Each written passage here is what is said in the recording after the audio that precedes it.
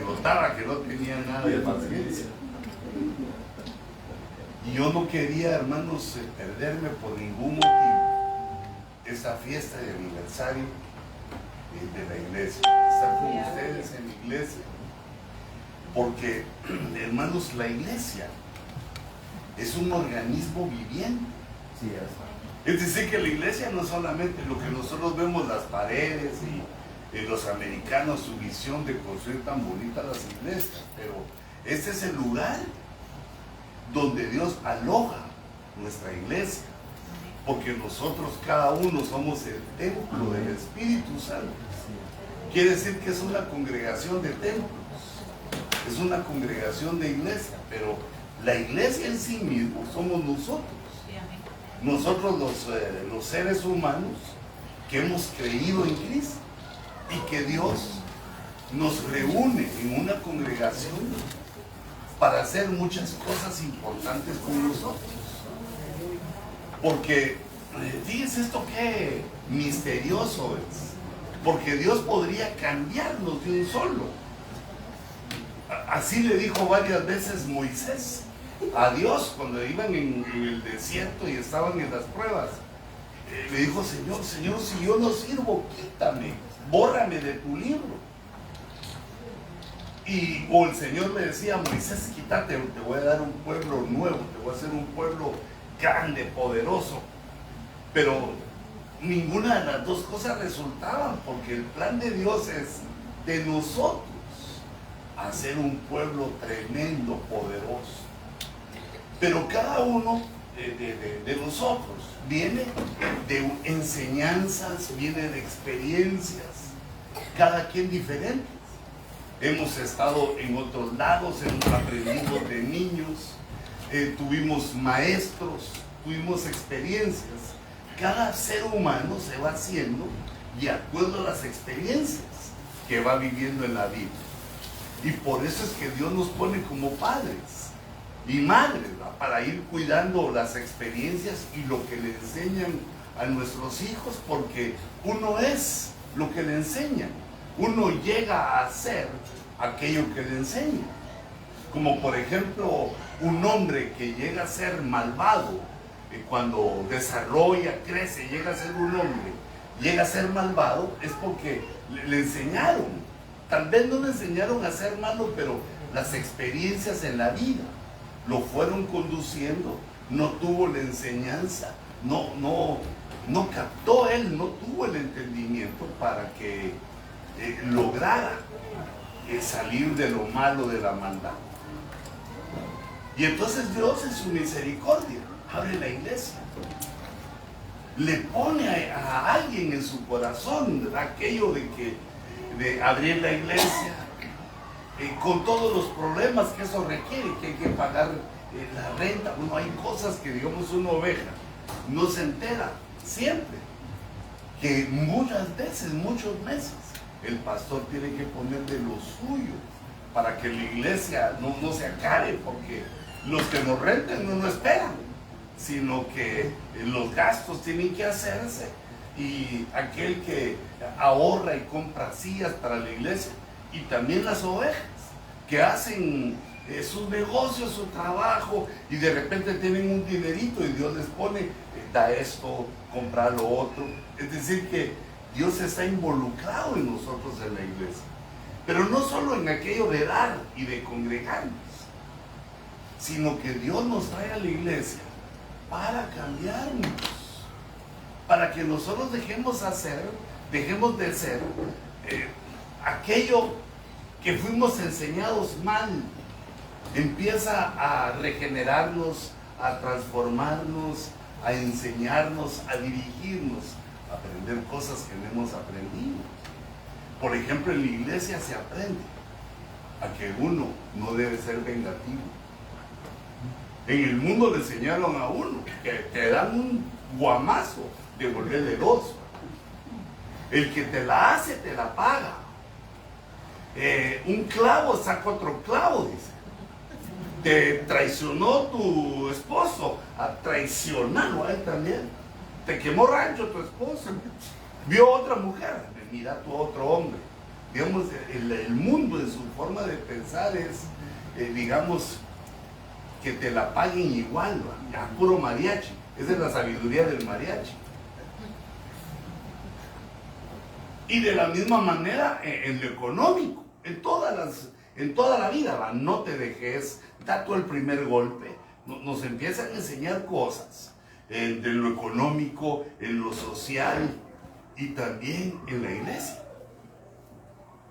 Digamos, yo lo veo en mi propia vida, porque antes de conocer a Cristo, cuando era un muchacho, como tal vez les conté en alguna ocasión, me acuerdo yo, que yo estudié en un colegio en Guatemala, en un colegio católico. Entonces a mí me enseñaron lo católico. Yo la primera vez que entré a un servicio evangélico y estaba oyendo la palabra, después que cantaron me quería persinar. Hasta que un hermano me dijo, no, aquí no se...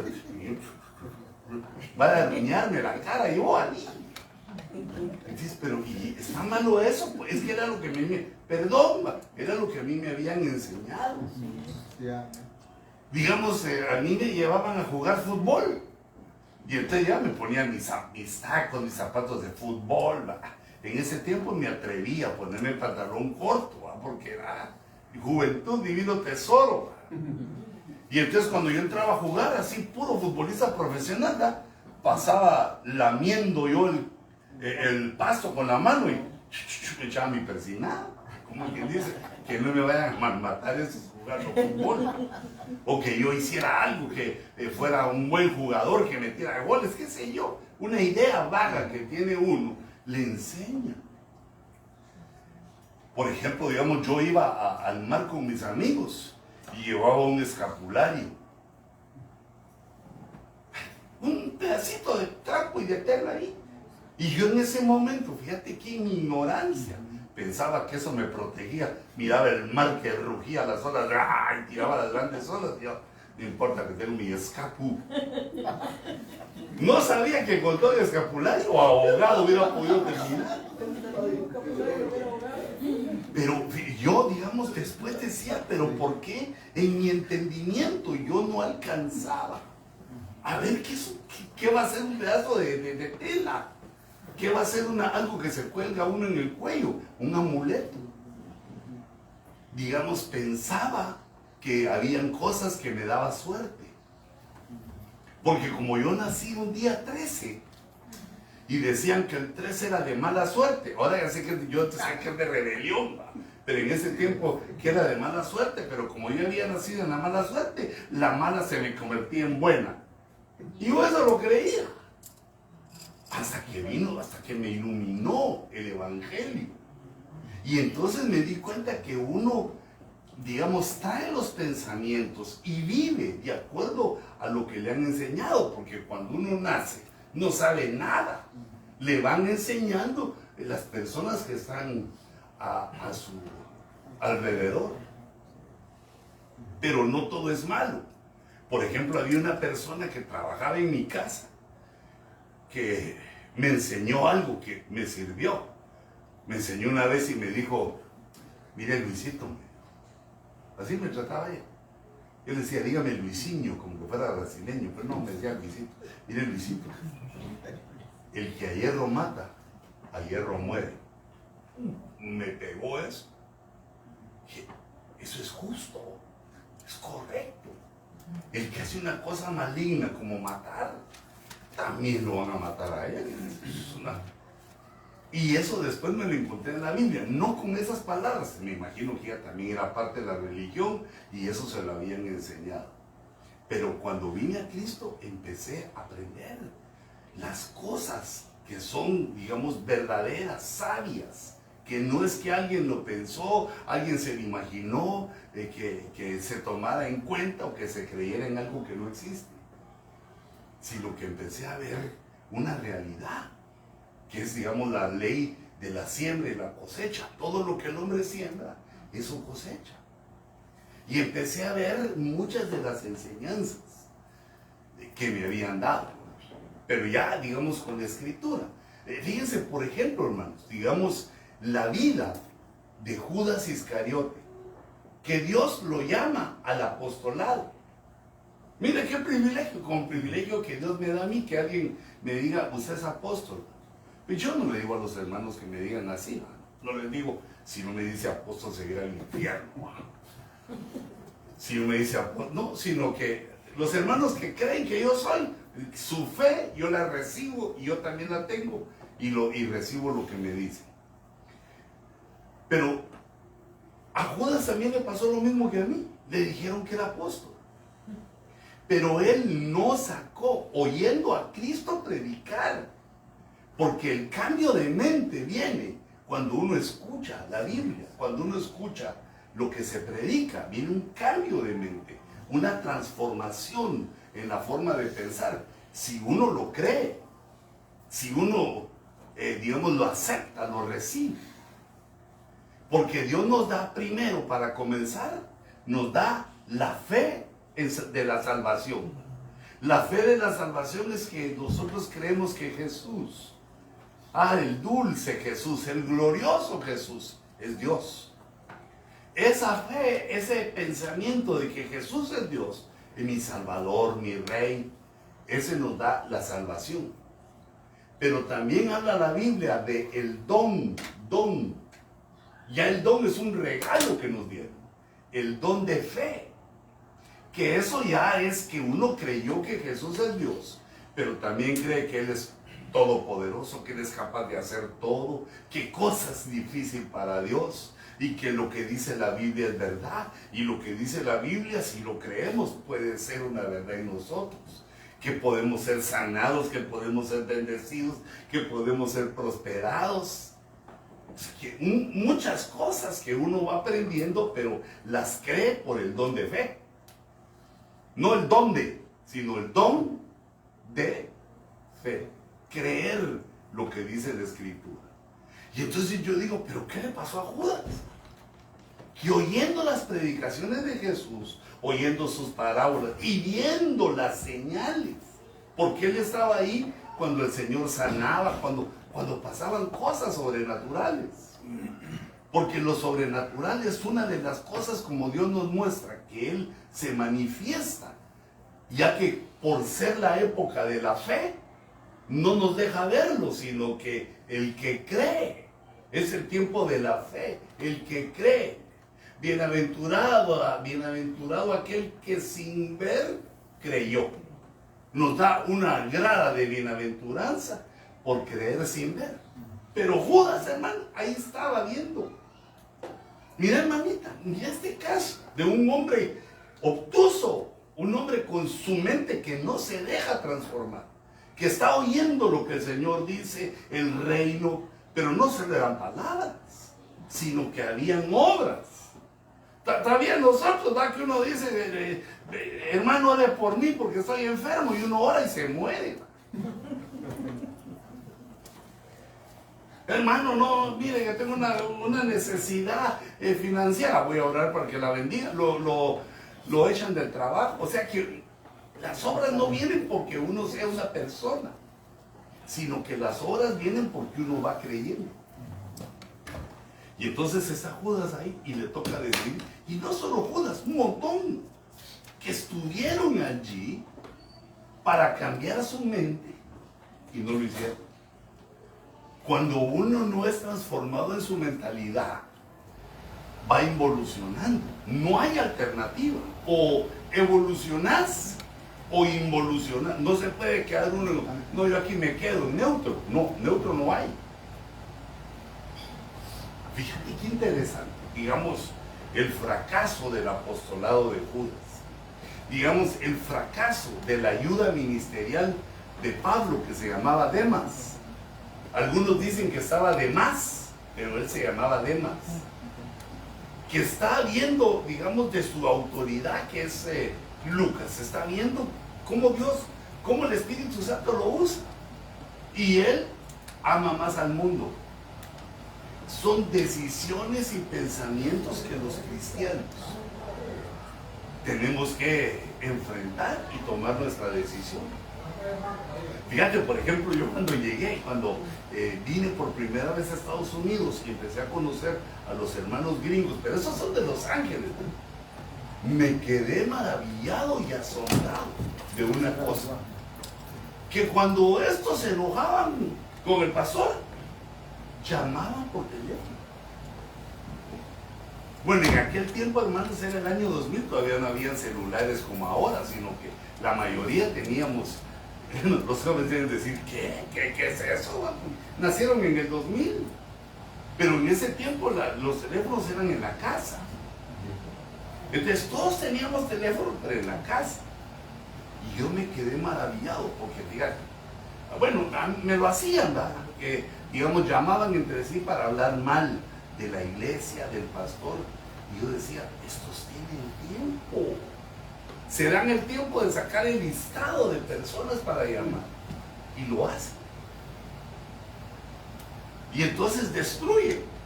Porque, digamos, cuando uno oye algo malo de una persona, como a todos nos falta sabiduría, la mayoría de veces lo creemos. No me diga, no puede ser. Sí puede ser. Y uno lo cree. Pero digamos, la Biblia viene y dice que cuando hay un problema, uno tiene que oír las dos causas. Y que es por esa razón que Dios nos dio dos oídos, para oír las dos, digamos, situaciones, o cómo mira cada quien la situación. Dice también la sabiduría del proverbio que cuando llega alguien y acusa, parece verdadero. Pero cuando llega el acusado y expresa su punto, ahí es donde hay que decidir y emitir justicia. Entonces, hermanos, la iglesia, como todos venimos así, en la iglesia es como una tómbola. ¿Sabes qué es una tómbola? Es como una esfera así, donde se metían unas pelotitas y se daban así la vuelta, como cuando se rifaba algo. Y todas las pelotitas iban así en la tómbola, así, y de repente la paraban y agarraba una, y esa era la del premio. Entonces nosotros somos como las pelotitas en la tómbola que nos tienen así, pero porque nos están limpiando. Nos están queriendo, digamos, hacer al modelo de Jesús. Fíjate qué lindo modelo. No al modelo, digamos, ministerial, no al modelo del pastor, sino que dice la Biblia, digamos, dice Pablo, imítenme a mí en lo que yo imito a Cristo. O sea que el pastor es un modelo de imitación de acuerdo al nivel que él ha alcanzado para imitar a Jesús. Y quiere decir que nosotros como ovejas venimos más abajo, y mientras alcanzamos la grandeza de Jesús, pues está bien, vamos imitando a nuestro pastor. Pero todos vamos en esa tómbola y vamos siendo despojados de nuestra forma de pensar antigua. Y Dios quiere ponernos la forma de pensar de su palabra. Así nos enseña Dios. Fíjate, por ejemplo, dice Dios, el principio de la sabiduría es el temor de Jehová. Entonces, el temor de Jehová es que yo no quiero ofender ni a Dios ni a mis hermanos, porque tengo el mandamiento de amarlos. El temor de Dios es que no voy a hacer algo que sea ofensivo. Entonces, si alguien me debe dinero, si alguien de la iglesia me debe dinero, ¿qué voy a hacer? No, hermano, yo hasta el último centavo, le voy a cobrar hasta los intereses. No. Yo me lo llevo allá a los tribunales, a la corte, como dicen en Estados Unidos. En la corte vamos a arreglar eso. Vas a perder porque no te firmaron ningún papel que debes. El otro va a decir, yo ni sé lo que tiene este señor conmigo. Enséñame el papel donde le debe. No, pero es que fue así hablado, él me lo pidió. ¿Usted le pidió dinero a él? Yo no, dice el otro. Desestimado el caso, váyanse a su casa. Si no sirvió el caso, se van a su casa. Pueden pasar muchas cosas, o que lo metas a la cárcel al otro también. Pero ¿qué dice la Biblia? Que lo perdones. Que lo perdones. No, hermano, es que se tiene. Ese no es tu problema.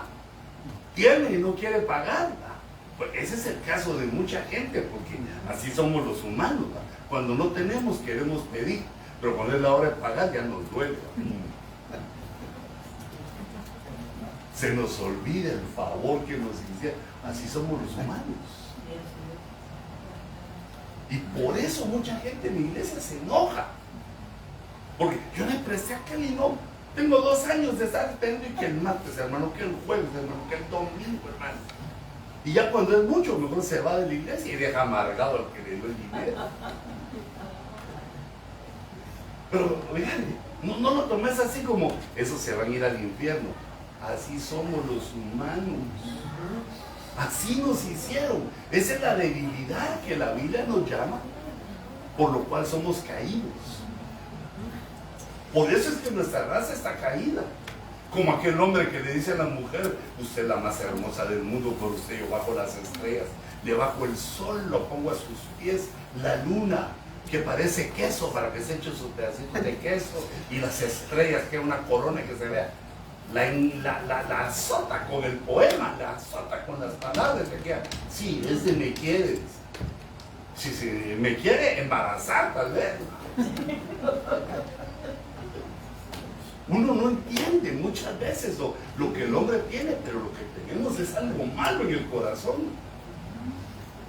No respetamos la autoridad, fuimos violentos con nuestros papás, no aceptamos lo que nos dijo, nos fuimos de la casa, el jefe nos cae mal, nos para la policía y le alegamos, no solo indocumentados, sino alegando. ¿Y por qué me para oficial? A mí me protege el artículo número 148 de la ONU. Y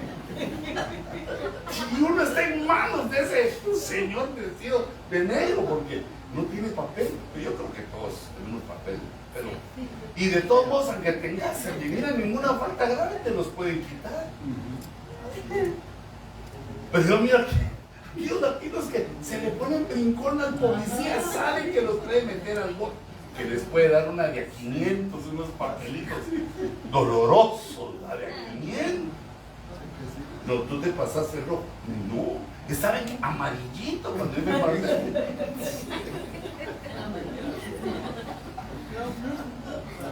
¿No? ¿Saben cómo decían en Monterrey? Hacía el amarillito, que es junto con pegado. El amarillito con el rojito es junto con pegado. No, si el tráfico, las leyes dicen que uno cuando ve el amarillo para. Mete el frenito. Pedal de la patriarca izquierda, hay que frenar eso para que. Yo por eso estoy penando, porque en California no me dejan manejar, por eso me operé.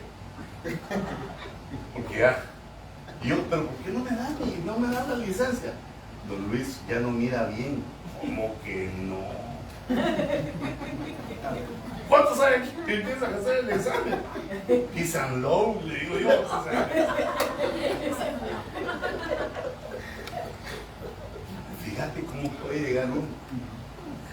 Hasta avergonzado me sentí, ya no le damos licencia porque ya no mira. Pero yo siento que miro, pero ya no mira lo suficiente. Y pone en peligro su vida y la de otros. Pero fíjate, porque la necedad del corazón se arraiga, la necedad. Y entonces lo que Dios quiere es quitarnos esa desgracia para que vayamos aprendiendo a amar a nuestro hermano, a ser sujetos a las autoridades. Cuando te pare un policía, decirle, claro, oficial, usted es la ley, usted dígame, ¿hice yo algo malo? Sí, es el malo. Póngame, me lo merezco, póngame. Usted es el que manda. Yo, o sea, si lo hice, fue sin querer, queriendo, puro chespirito. ¿Verdad? Cuando se enoja la esposa, y entonces hablar de palabras dulces. Lo siento, mi amor, mi cututuy, mi linda, mi princesa, perdone. Así como uno le enamoró, uno sabe cómo ser gracioso con ellas, con ella, y hacerla que regrese. Y si uno ofendió, perdón. Pero ¿cómo viene uno enseñado? No, si quiere que venga aquí y que venga de rodillas, así de rodillas, que se me ponga. Si quiere que sigamos adelante, sino que agarre su camino. No, nos tienen que enseñar de nuevo muchas cosas. Fíjate, por ejemplo, hay personas en la iglesia que se enojan con Dios. Se atreven a enojarse con Dios. Y digamos, hermana, pero usted, ¿por qué? A una hermanita que tengo en mi mente ahorita, hermanita, pero usted, ¿por qué se enoja con el Señor? Es que se murió mi mamá. ¿Y cuántos años tenía su mamá? 87. Pero hijita, y no todos nos morimos, pues. Y yo 87 ya había respirado un montón. Estaba robando oxígeno ya. Ya había vivido su vida. ¿Por qué le achaca a Dios el hecho? ¿Acaso no nos morimos todos? No, pero es que yo quería. Pero es que Dios no es nuestro sirviente, sino que nosotros somos siervos de Dios. Amén. Que es una diferencia. Otro hermano estaba enojado porque, hermano, es que no prospero. Mire, yo aquí en la iglesia no prospero. Pero debe haber alguna razón. No es en el cielo el problema. El problema somos nosotros. Porque ese hermano, yo le dije, pero ¿por qué será que no prospera? Y yo le hice la pregunta, ¿10 más? No, me dijo, es que no me da. Es que, si no obedeces lo que dice el Señor, ¿por qué te atreves a decirle, Señor, por qué no me has dado? Porque digamos, la enseñanza, que la obediencia es donde Dios empieza a darnos a mano llena. Los que fracasaron teniendo el Evangelio frente a ellos son muchos, incontables. Los que han fracasado porque quieren un Evangelio a su modo. Entonces Dios nos echa la tómbola, que les digo, nos empieza a dar vueltas, cada quien en sus problemas dándonos vueltas ahí, que la suegra, que el jefe, que el hijo, todos, según uno, todos contra nosotros. Pero ¿qué está haciendo Dios? Llevarnos a la debilidad, porque en la debilidad humana se perfecciona la fortaleza de Él. Cuando somos débiles, entonces Él muestra su fuerza en nosotros. Cuando uno puede solito, Dios le dice a uno, anda pues hazlo tú. Pero cuando uno le dice, Señor, no puedo, no me alcanzan las fuerzas. Entonces, una de las características que tiene Dios es que nos pone a contar el tiempo de la iglesia. Por eso es que hay aniversarios. Nos pone a contar los años de la iglesia. Eso lo descubrió Salomón. No fue Salomón, fue Moisés en el Salmo 90. En el Salmo 90 él escribe y le dice, está como orando a Dios. Y dice, Señor, enséñame a contar mis días.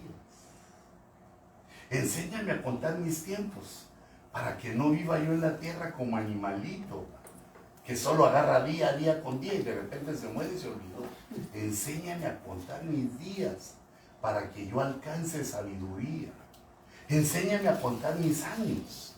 Enséñame a contar mis años para que vea yo que ya no soy un niño, ya no debo ser un caprichoso malcriado, que ya viví años. Enséñame a contar mis años para que yo le pueda decir, esta mujer y yo hemos estado juntos 10 años, 15 años, 30 años, 40 años, 50 años, 60 años. Ya los 60 años ya no se pueden decir, porque ya son así. Ya, digamos, ¿y eso qué? He contado mis años de vida, la vida que ella y yo hemos compartido. Ambos hemos contado, ha sido una delicia con nuestros problemas, con los hijos, con lo que sea, pero hemos ido contando nuestros tiempos y cómo Dios nos ha bendecido y cómo hemos pasado pruebas. Aleluya, digamos el tiempo en el trabajo. Cuando llegas a pedir un trabajo te preguntan, ¿y cuánto trabajó en la empresa donde viene? Y uno dice tantos años porque le va contando a uno el tiempo que aguanta donde está.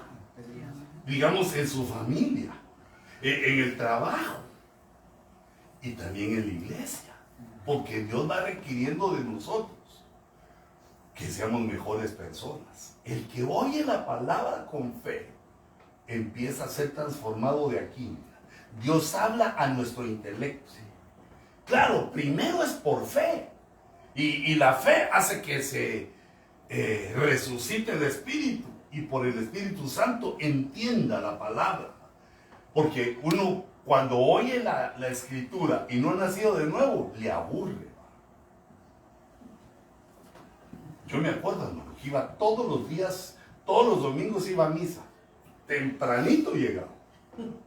Hasta acólito fui. Acuérdense aquí a los niños que echan así o echan humo y están viendo al cura a ver qué le dice. Hace esto, hace lo otro, sonar la campanita.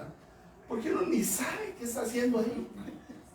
Pero yo me recuerdo que ponía un poco de atención y entonces cada domingo leían, no predicaban, leían una parte del evangelio. En aquel tiempo dijo Jesús a sus discípulos.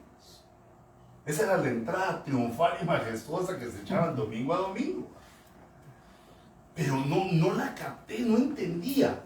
Yo lo leía varias veces porque el lunes, el día siguiente, cuando llegaba a la escuela, lo primero que me decía el maestro era: saquen una hoja, pongan su nombre, la fecha, teníamos que identificar nuestra hoja. Y luego decía: ahora escriban lo que oyeron ayer en la misa.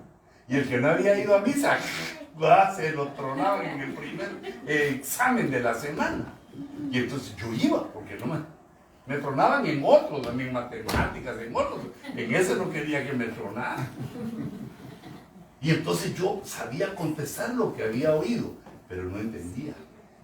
¿Por qué el entendimiento espiritual viene? Cuando uno acepta a Cristo. Digamos, hijito o hijita, yo sé que tú veniste hoy, estás aquí en el culto, sé que ya tenés ese entendimiento, porque eso no es algo humano. El hombre tiene su entendimiento, entiende cosas, calcula cosas, pero cuando viene el Espíritu Santo, agarra un montón de facetas. Entonces, digamos, empieza a leer. En aquel tiempo dijo Jesús a sus discípulos: el sembrador salió a sembrar, y uno escucha la parábola y dice: sí, el sembrador es Cristo, la semilla es la palabra, y empieza a entender lo que se está diciendo. Pero cuando no tiene uno el Espíritu, no entiende cosas. ¿Y qué sembraría? ¿Maíz, frijol o papa? ¿Qué sembraría eso? ¿Qué enfermedades? ¿Con qué enfermedades tendría que luchar? Porque piensa en lo humano. Entonces nos enseña Dios con los años. Cada año le va dando Dios, digamos, a la iglesia una bendición, porque si nos las da todas de juntos, no las agarramos. Nos va dando año con año una bendición. De la misma manera como lo hace el ministerio, año con año, cuando comienza el año, será una proclama profética y apostólica. La visión ministerial que se le da a Ebenezer para caminar en ese año. Y así hemos caminado ya 20 y tantos años. Ese es el año, digamos, el año de la reivindicación. Aleluya, amén. Quiere decir, el año en que entendemos todo lo que hemos fallado. Y Dios nos perdona el error y nos da otra oportunidad para que ahora sí la hagamos bien. Si fallaste en tu trabajo, sí, digamos, aquellas personas que de todos los trabajos que llegan lo despiden. Y uno, hermano, ¿y por qué será que lo despiden tanto? Lo más que llegues a tener 2 meses un trabajo. Malos jefes, dice. No, algo malo tenés vos. Mal jefe, una despedida. Pero aquí ya tienen como 8 empresas donde van trabajando. Y igual, y tu esposa, la dejé. ¿Y esa chava con que andás que es la 4ª? Parezco un carro de Guatemala que tiene hasta 4ª velocidad. ¿Ah? Dijo un hermano: yo le gano al apóstol Juan porque el apóstol Juan solo tiene la tercera epístola, ¿verdad? Yo tengo hasta 4ª. Como que fuera gracia, no entiende. Y lo peor es que tengo 4ª y ya está peleando conmigo. Ya va a la 5ª, ya va a dejar de ser carro a ser camión que tenga 20 velocidades. Porque uno, hermanos, uno no entiende. Uno cree que el mal son nosotros. Uno cree que los equivocados son nosotros. Mira, como nene uno va. Porque un niño así piensa. Mira que su papá hace algo y se le queda viendo. Mal, papá, mal. Y uno, ¿por qué, mijo? No compró chocolate Barnene. Helado Barnene no hay. Mal, papá. No, hijo, ¿por qué dices que soy malo? Mal papá porque le está quitando el oxígeno a mi mamá. ¿Cómo? Porque le dio un beso a aquel. La vio besándole. Papá quiere matar a mi mamá. No entiende. Y uno le dice, mi hijo, ¿cómo hace que si la quiero matar? Mira, solo risa y risa está después del robo de oxígeno que le hice. Entonces, mira, Dios nos mete a la iglesia y empieza a pasar el tiempo y nos empieza a decir cosas que suceden, que van a suceder. Por eso, digamos, es importante cuando el pastor dice, como por ejemplo el pastor Henry, dice, este es el 6º aniversario. ¿Le pegué bien? Sí. O se me olvida. Este es el 6º aniversario. Quiere decir, tengo 6 años de estar ministrando la iglesia. 6 años. Pero esto quiere decir que entras, porque aquí estás tú. Aunque no hayas estado desde el principio, aunque no hayas estado desde que comenzó la iglesia, pero estás en una iglesia que entra al año 7º de su vida. Y entonces ese año 7º tiene cierta bendición, tiene un mensaje. Así tuvo el año 1, el año 2, así cada año. Pero en los primeros años nadie le pone atención porque casi el pastor está solo. Yo, perdón que hable como yo-yo, aquel que lo tiene yo-yo, pero cuando viví en México, cuando viví en Monterrey, tuve esa experiencia como pastor. Porque digamos, yo venía de Guatemala, puro guatemalteco, perdido en México. Pues perdido en la ubicación, pero salvado por Cristo. Porque hermanos, no tenía ovejas. Fíjate que yo llego a Monterrey y de una manera sobrenatural, una hermanita me da una casa. Me dice, me invitó a comer. Yo ni los conocía, hermano. Conmigo a conocer viajantes de Monterrey. Se enteró de que yo había llegado a Monterrey y me invitó a refaccionar. Esa refacción es la merienda, ¿verdad? En la tarde. No se me olvidó porque como acababa de llegar tenía un hambre yo, hermanos. Pero es que por el calor allá y porque como no había mucho, me quedaba con hambrecita. Y porque le tenía que dar de comer a mis 4 hijos y a mi esposa. Y uno como cuando no está en su casa, como que le da más hambre. Nos invitó a comer y yo me serví un panito con mantequilla, con jamón, lo que había. Él iba refilando.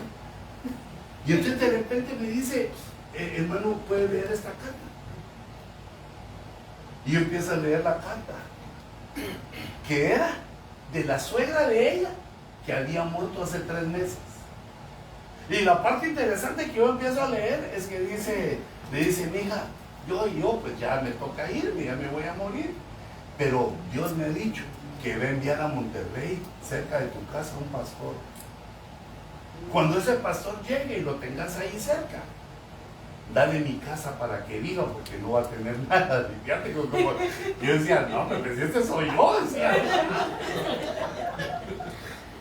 Dale también el local que yo utilizaba para vender mis cositas. Dale también el local para que ahí empiece la iglesia. Y te pido, mija, con lágrimas, te ruego que te congregues con él. Lleva a tus hijos, lleva a tu marido, a mi hijo, llévalo de la oreja, como sea, convencértelo, seducirle, vas a bailar el baile de los 7 velos si quieres, pero llévatelo a la iglesia. Pero fíjate qué impactante que hablaba de mí. Aleluya. Pero casi como que me conociera. Y entonces yo lo leí porque lo estaba leyendo en voz alta. Ahí sí miraba la letra de la carta, porque hace como 25 años que pasó eso, o 27 por ahí. Así me leí la carta. Ahora le tengo que poner el teléfono, ver así la foto para hacerla más grande y leer. Y entonces terminé de leer. Y entonces todos estaban, ahí estaban los nietos, los hijos del papá, el hijo de la señora, la nuera, que es la que me había dado la carta. Y todos... Usted es ese pastor. Y yo, gracias. Venga, le voy a enseñar la casa de mi mamá, que ahora usted ahí va a vivir. Véngase para acá. y me llevó a la casa de su mamá. Para mí era una mansión, porque ¿qué tenía yo en Monterrey? Nada, bajo el puente. Y de ahí me llevó al local y me dijo, mire, ese es el local donde mi suegra hacía negocios, aquí vendió refrescos, aquí vendió tacos, me hacía sus pesitos ahí vendiendo. Un local con 50 sillas. Así comencé. Pero ¿sabes qué? Yo estaba predicando y sentía que las lágrimas se me venían aquí porque las sillas vacías. El año 1 es el año de las sillas vacías. Entonces yo sentaba a mi esposa y a mis hijos. Primero iba mi hijita porque era bien chiquitita, era una nena. Después mi esposa y mis hombrecitos ahí, los 5 sentados ahí viendo. Y yo predicaba viendo como para ahí, donde estaban las sillas vacías. Todavía me recuerdo que eran cafecitos, de metal cafecitos. El año 1 es el año que las ovejas no salen, no importa. El año 1 es el de las sillas vacías donde no hay nada. Te digo que ese año yo no hubiera podido subsistir si no es porque era una ofrenda local. Porque no había ofrenda. Ya tuve que ir a ver si trabajaba en la construcción algo, pero no es igual que aquí. Allá unos pesos todos doblados me dan, ya, me mandaban al cuarto nivel a echar cosas ahí y yo viendo así el gran abismo para abajo hasta que dije, no, aquí no va a salir más caro a la pobre hermana Cuti cuando llegue todo destartalado, me regresen todo destartalado. Pero fíjate, lo que te quería decir es que cada año tiene su fin, su sentimiento. Amén.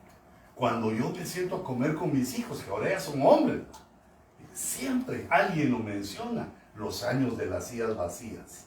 Porque, aunque para mí fue doloroso, a ellos les tocó. Yo les digo, ¿de qué te recuerdas vos de ese tiempo? Y me dice, papá, yo lo que me recuerdo es que vos eras valiente. Y yo, ay, ¿por qué? Predicabas aunque no hubiera gente. O sea que yo, sin darme cuenta, les estaba dando un ejemplo de que yo creía lo que estaba haciendo. Amén. Que yo sabía que había sido, porque que había sido enviado, porque si no, hermano, qué vergüenza hablarle a las sillas vacías.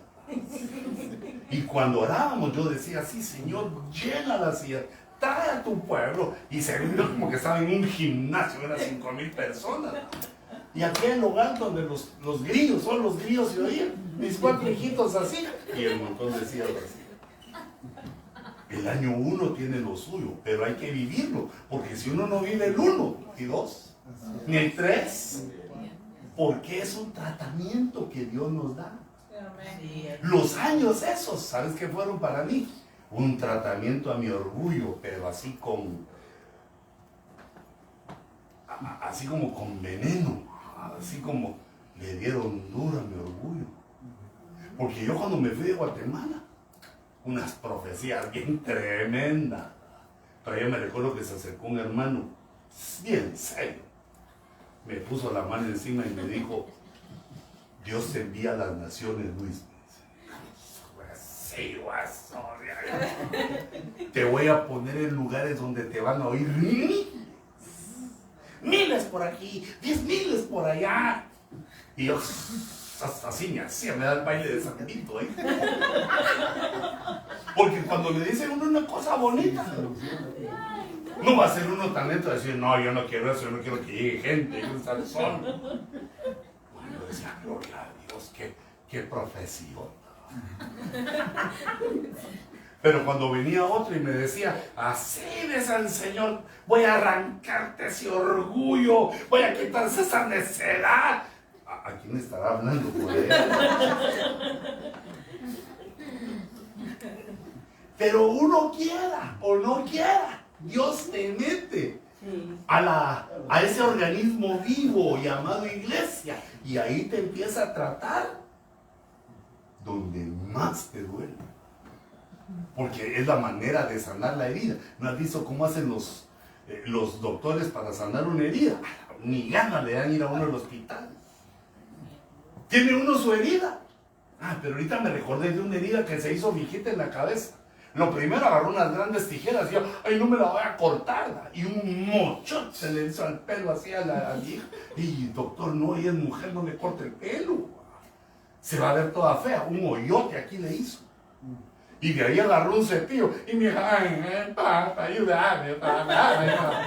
Unas lagrimotas y yo agarré un cepillito, le eché algo así como jabón y yo, si está abierta y la herida de mi hija. Y aquel me miraba así hasta más duro, me decía, ya. Y luego sacó una su lupa gigantesca así, dice, todavía tiene ahí un par de vidrios. Yo ni sabía, con una pinza le sacó así cosas así. Ahora sí ya está limpia. Aguja, una agujota así. Ante mis ojos la cosió así. Ya quedan. Cuando le limpian a uno una herida, duele, pero si no te la limpian, se infecta. Eso me empecé a recordar, dije, no, si no se la limpian así, mi muchachita, algo feo le va a pasar en la cabeza, pues se le va a infectar la herida. Eso sí, lloró mi hija, creo que se me acabaron todas las lágrimas que tenía. Pero ya los 2 días andaba. Se le puso. Entonces cuando uno Dios lo cura, baile. Porque hemos agarrado cosas que según nosotros son nuestras y no lo son. El orgullo, los caprichos, la insolencia, el abuso. Y así somos los humanos. Ustedes nos echan. Año 1, año 2, año 3. Pero ustedes ahorita comienzan el año 7. El año 7 es un año maravilloso. Porque el 7 tiene un primer significado, el número en la Biblia, de perfección. Ese es el primer significado, de alguien que llega a una perfección. Pero hermanos, nosotros estamos lejos de la perfección, lejísimos. Pero vamos en camino a la perfección. Por eso es que Dios quiere sanarnos, quiere limpiarnos, no quiere que se nos infecten las heridas, sino que nos queden ahí las puntadas que nos sanaron, pero sano, allá cerrada la carnita. Entonces, tiene un segundo significado el número 7, que creo que es el que más nos aplica a todas las iglesias, ya que la perfección queda lejos. El significado del número 7 es también, es reposo. Reposo. El reposo tiene una, ¿cómo se diría? La medicina que otorga el reposo es también clínica, le enseñan los doctores. Fíjate, por ejemplo, eso me ha pasado en otras operaciones, ¿va? Me han operado y yo le digo, doctor, ¿y qué quiere que haga? ¿Qué hago yo ahora? Ya me operó, solo descansarme, solo descansar. Digamos, me operó del ojo, y entonces, ¿y ahora qué hago? Doctor, así salí con una cosota aquí. Me dijo, anda a tu casa, tranquilo, descansar y venís el martes a que te lo vean. Y entonces, bueno, ahí mis hijos y mi esposa, ¿va? Se acuesta, que se acuesta. Pero yo quiero ir, no, que se acuesta. Es que yo, que se acuesta. ¿Quiere ir a la iglesia? Acuéstese. Tiene que ser un obediente. Esa es otra tómbola donde realmente a uno va que si yo soy el que manda en mi casa, si yo soy la cabeza. Sí, pero ahora tenés hijos y esposa que te dicen, acuéstense. Y de ahí fui otra vez con él, ya me quitó eso, ya, doctor, ¿y puedo hacer algo? Sí, ya, parate, caminar. Ahorita antes de venir me fui con el doctor. Y ahí estaba mi esposa y mi hija. Entonces, delante de ellas, le dije, doctor, ¿puedo pararme y hacer cosas? Sí, pero no cargues, me dijo, no cargues porque todavía se te está pegando lo que te dice. No cargues, no hagas mucha fuerza. Pero levantate y andá, podés salir y todo. Doctor, ¿puedo ver tele? ¿Va? Porque no mira televisión porque la luz. Imagínate estar solo así, no puedo leer, no puedo hacer nada. ¿Puedo ver tele, doctor? Sí, puede ver. Decía mi esposa. Doctor, ¿puedo leer mi iPad? Claro que podés leerlo. léelo, porque así vas, tu ojo va agarrando lo que tiene que agarrar para llegar a ver bien. En un mes vas a ver bien.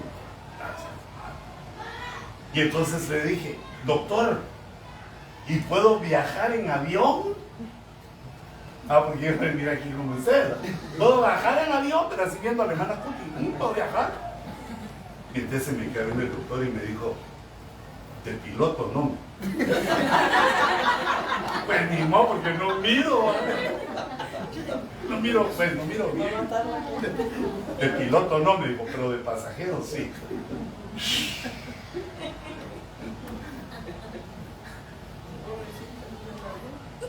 Ay, Dios mío, se sufre, pero se goza también. No solo son lágrimas. Entonces, el año 100 es el año del reposo. El reposo es algo maravilloso que Dios nos da y que uno lo va entendiendo con el tiempo. Por ejemplo, todo deportista que ves que hace un esfuerzo en el deporte que ejecuta, fútbol, básquetbol, lo que haga, todo deportista, después de que hace su esfuerzo, los doctores le dicen, ahora reposar, descansar, porque entonces el músculo reposa y se renuevan las fuerzas. Pero si uno sigue solo dándole, entonces truena. Tiene que aprender uno a descansar. Y así como el cuerpo, también en el espíritu y en el alma. Por eso es que en el año 7 de la iglesia, el Señor le enseña a la iglesia el reposo. Aleluya. A reposar. Amén. Pero no como los hebreos, hermano, que agarraron el reposo como un rito. De que el sábado es el reposo. Y que el sábado, el sábado, pero nuestro reposo es Cristo. Nosotros ya vivimos en el reposo porque Cristo es el Señor del reposo y Él es nuestro Dios. Entonces, mira las cosas que suceden en el año 100. El reposo, lo que quiere decir es reponerse del cansancio. Todos hemos hecho esfuerzos, digamos, espirituales en la iglesia. Y Dios nos dice reposar. Pero eso no quiere decir que uno ya no trabaje, sino que la enseñanza en el año 7 es que el que hace la obra es Dios. Mira como dijo aquel cantante, le dijo a la mujer que lo estaba abandonando, contigo o sin ti. Contigo o sin ti. El Señor contigo o conmigo o sin mí o sin ti, Dios va a hacer su obra. Porque Dios nos ofrece algo, pero no estamos obligados a aceptarlo. Así como te recordás de quién fue Elías, que pensaba que solo él quedaba de los profetas. Señor, aquí está tu tesoro, soy tu gema, soy como tu esmeralda, Señor, he aquí. Y así con estilo de poeta, ¿verdad? He aquí y de profeta, he aquí solo yo quedo de tus fieles, oh Jehová. Disfrútame, oh Jehová, porque soy el único que queda de tus profetas. Dios le dice, no seas creído vos. Tengo 7,000 que ni el nombre sabes, que no han doblado sus rodillas ante los ídolos y que en cualquier momento yo los puedo usar. Dice, ay Señor, yo soy el 7001. Sí, no seas creído. Yo hago mi obra, mi extraña obra, mi maravillosa obra. Yo hago mi obra con mi pueblo, contigo o sin ti. Entonces uno debe aprender a reposar, no a trabajar con la angustia. Ese es el número 1. Pero esto lo saqué del diccionario. ¿Qué quiere decir reposo? Reponerse del cansancio. Permanecer quieto por un tiempo, que es una estrategia de guerra. Llegaban los hebreos con el Señor y le decían, Señor, ¿qué hago hoy? ¿Cómo me enfrento a mis enemigos? Les pongo una trampa y voy tras de ellos y los agarro por detrás, o por el flanco, por la retaguardia, o hago la estrategia de los pájaros y les tiro flechazos por arriba para matarlos, o hago la estrategia del Chapo, que hago un túnel para salirles ahí donde ellos menos lo esperan. Y el Señor viene y le dice, hoy, pues no hagas nada, porque te voy a dar esta victoria, ni te vas a despeinar, así peinadito y con olor a loción y a pasta de dientes, como saliste hoy en la mañana de tu casa, así vas a regresar con que tu esposa te reciba. Oh, mi vencedor, mi despeinado está. Con tu espada bien elegante vas a regresar, porque después de la guerra uno termina todo pues mal vestido, achasajeado, arrancado, que la guerra es guerra. Y aquí dice, ¿no? Estrategia de guerra, actúa, oh Jehová, haz tu obra, oh Señor. El tercero, que quiere decir reposo, permanecer tranquilo tras un suceso imprevisto. Pasan cosas, hijitos, ¿no? Pasan cosas que uno no sabe y cree que ya todo se derrumbó, ya no se va a hacer la cosa y nos presiona, lo tengo, y nos presiona. Ese es el año que la iglesia aprende el reposo. Jehová está con nosotros.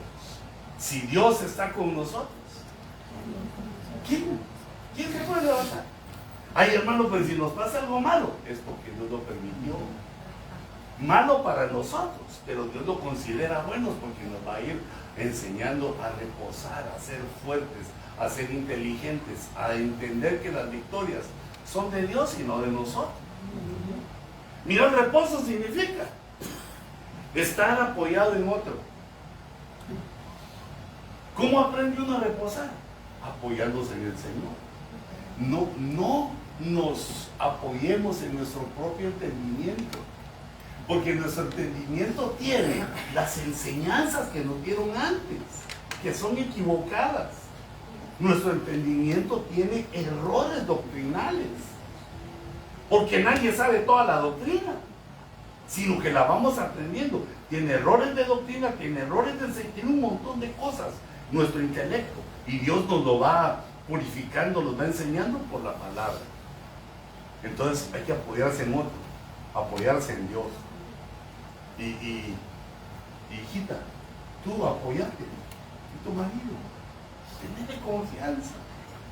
Mira, por muy tonto que sea uno, por muy tonto que sea uno como marido, como Dios nos puso de autoridad, cuando ve Dios que hacemos una brutencia demasiado grande, Él nos la compone, porque la autoridad nos la dio Dios al hombre.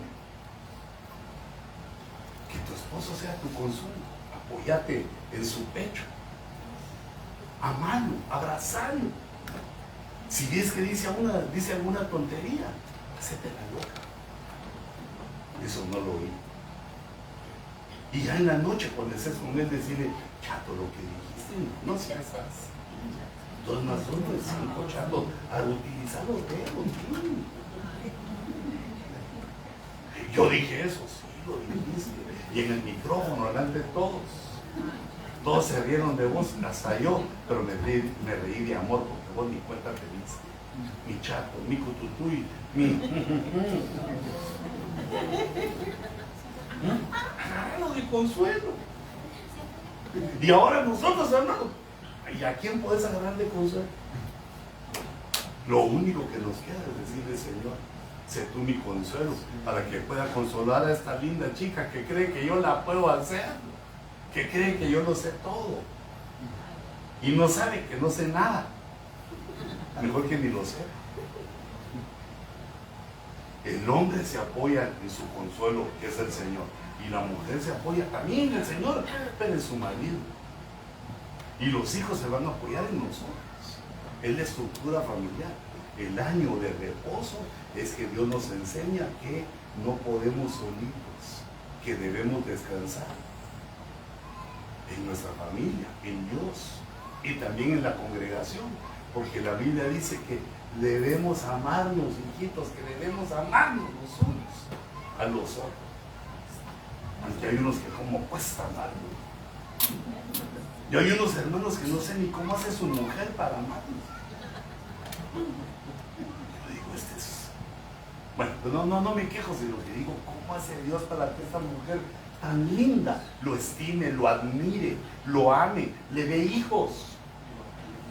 Es que de verdad, está ciego, voy a ver mis anteojos. Pero como así es el amor es ciego. Mira esta otra. Reposo significa estar enterrado. Como aquella lápida que leí que nunca se me olvidó. Aquella mujer que estaba llorando en la tumba de su marido. No era una mujer vieja, era una mujer joven y lloraba en la tumba de su marido y tenía una lápida que decía: ay, mi amor, te fuiste antes. Descansa tú, descansas tú y descanso yo. Y yo, ¿lo estará maltratando o poniéndole, como diciendo, me ponías a trabajar? Estaba yo ya cansada de vos, ahora ya voy a descansar y vos descansás de mí? Y yo, esa lápida, no, porque cuando uno muere, cuando uno es enterrado, ya no le importa nada, ya te fuiste. Pero esa muerte no te estoy mandando al cementerio, reprendo. Señor, danos un espíritu de vida, de salud, de amor, de fuerza.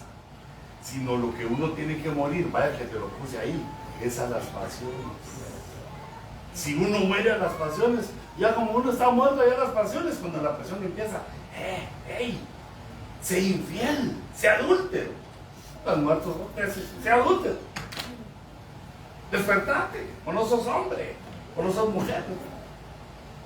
Robar, no. Estás muerto, estás enterrado. Reposo es estar enterrado, morir a las pasiones. Reposo es buscar a Dios. Este principio es el número 6, ese lo leí en el capítulo 58 de Isaías. La primera vez que leí ese capítulo lo pasé muy rápido, porque Isaías me gustó mucho, lo leí varias veces. Lo leo, pero ahí lo leí así los 50 y tantos capítulos. Creo que tiene 66 capítulos, sí. Los leí todos de arromplón y entonces me pasé muy rápido al 58. Ya cuando le empecé a leer despacito, que como así me enseñaron en la escuela, que uno lee primero para dar información, capítulo 1, capítulo 2, y después ya se lee despacito para ir subrayando, viendo los detalles. Pero fíjate que dicen en Isaías 58, dice que si uno toma el día de reposo, es decir, ese es el día, no, Petri, ¿para qué si tengo esta mi cosa? Aquí te lo leo, hombre. Mira, aquí tengo mi herramienta que se llama la espada electrónica. Me voy para acá. Isaías, vamos a ver, aquí está, mira. 58 es antes del 59. Lógico, ¿ah? Vamos a ver. Aquí está, mira, en el verso 13.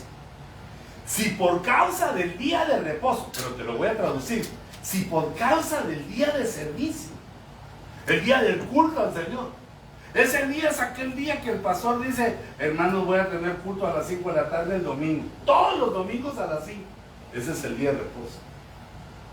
Si por causa del día de reposo apartas tu pie para no hacer lo que te plazca en mi día santo, fíjate cómo toma Dios el día de culto, el día santo de Jehová. Si apartas tu pie para no hacer, perdón, en guatemalteco se diría, para no hacer lo que te dé la gana. O que quiero ir al golf, quiero ir, como ahora ya trabajas en Estados Unidos sin tener dólares. O quiero ir al estadio. Quiero ir a hacer esto, quiero ir al otro. Voy a ir al parque, voy a querés hacer otras cosas. Pero aquí dice, si por causa del día de culto apartas tu pie para no hacer lo que te plazca. Ay, hermano, es que hoy es el cumpleaños de mi abuelita, sí, pero está antes del día de Jehová. Tu abuelita es linda y todo, pero se lo puedes celebrar otro día. Si apartas tu pie para no hacer lo que te plazca y llamas al día de reposo delicia. Y mirá cómo hacemos los cristianos, bueno, no todos, a los que no vinieron hoy, lo que hacen es que cuando le dice a su mujer, mi amor, ¿me vas a llevar el culto? Tenemos que ir al culto, así como que va arrastrando las patriarcas así para ir al culto. Tenemos que ir al culto. No, el día de culto es delicia. Hoy voy a platicar con mi Dios, es día de deleite, es día de delicia. No, tengo que ir al culto, tengo que llevar mi diezmo, si no el pastor me va a estar llamando toda la semana. Mira cómo es en el día de culto, dice el día de reposo. Y llamas al día de reposo delicia, al día santo del Señor, que también es el día de reposo, honorable. Y lo honras. El día del Señor, el día de reposo, se honra. ¿Y cómo se honra? No siguiendo tus caminos ese día. Hay hermanos que hoy juegan Messi, es que juegue. Y después lo ves en reprise. No, hermano, es el final de la novela El Dulce Fruto. Lo ves más tarde, grabalo. Porque dice, y lo honras. ¿Y cómo se honra?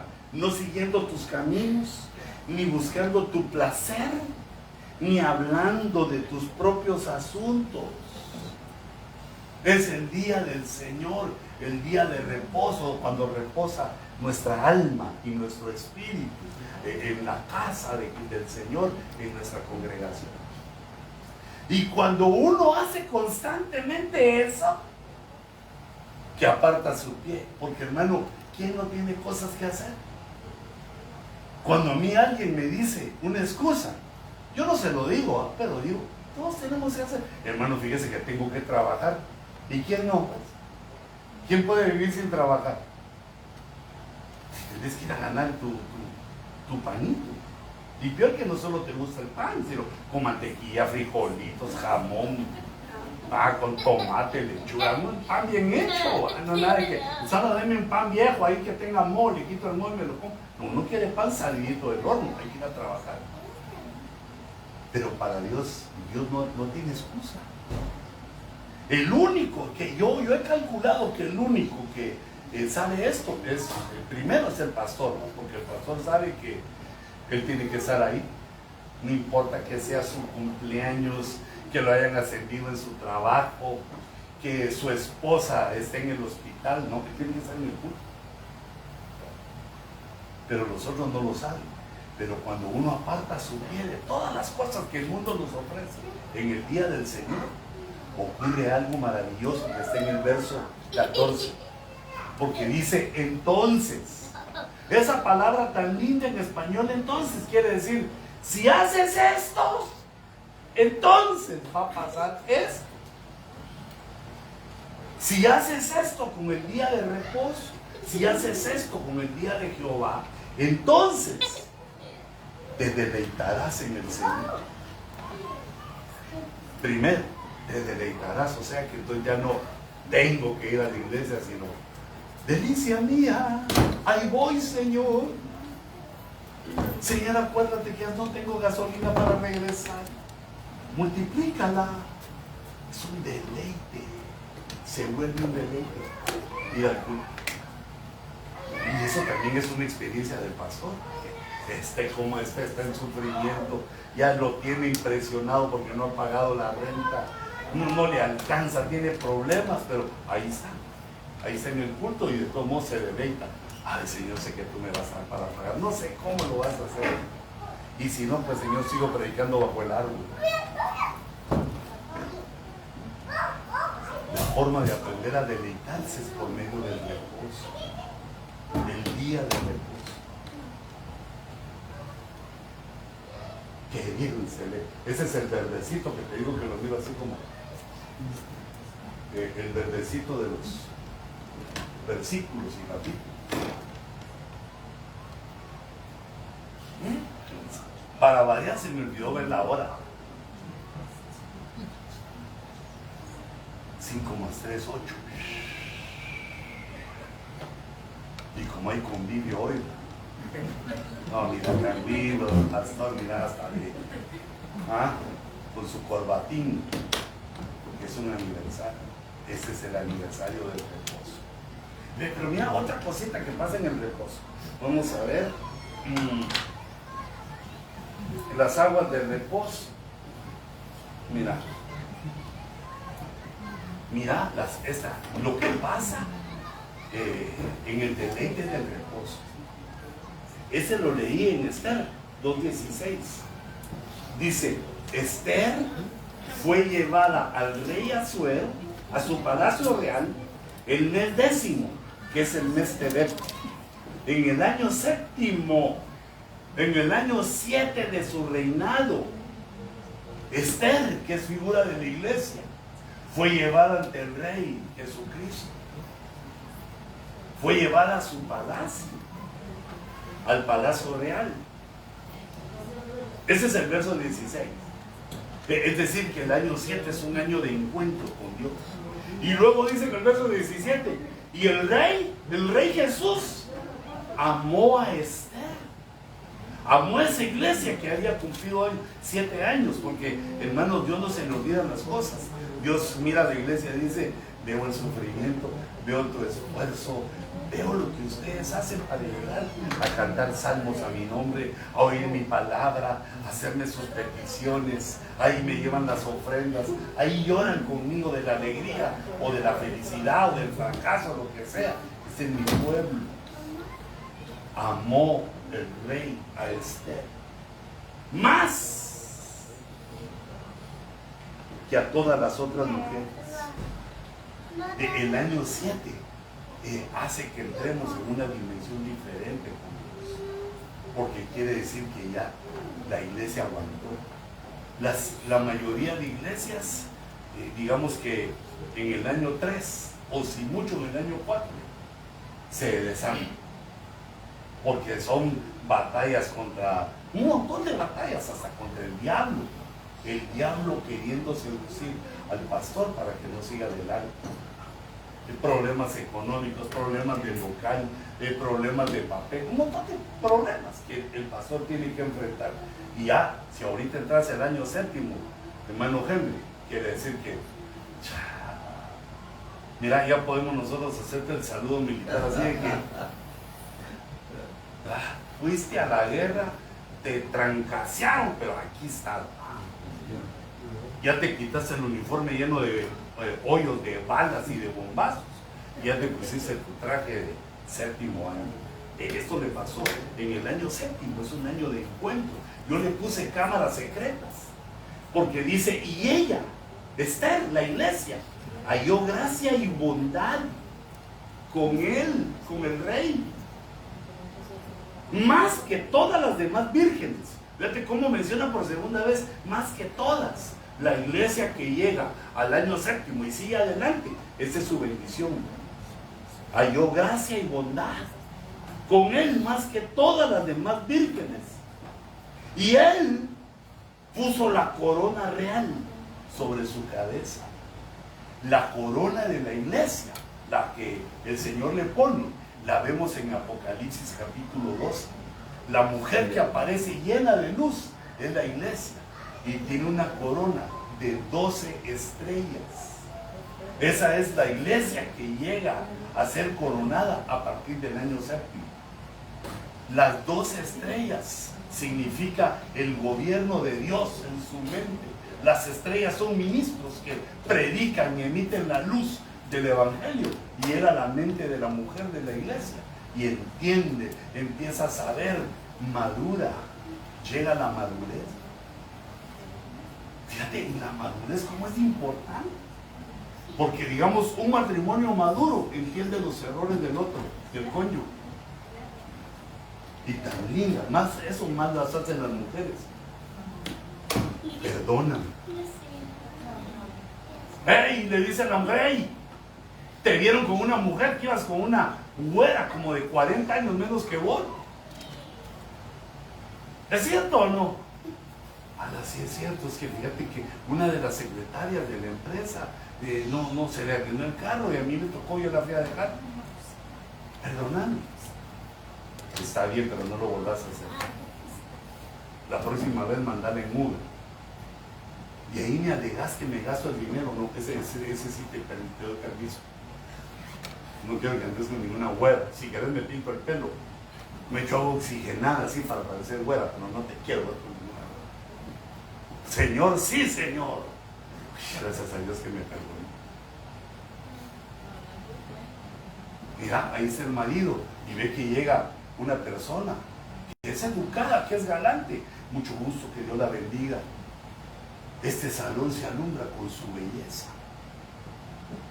La belleza de su alma se refleja en la dulzura de su rostro.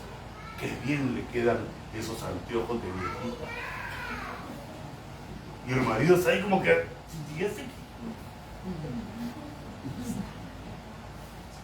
Y después le dice, te dejaste apalabrar por ese pandillero del Salvador lleno de...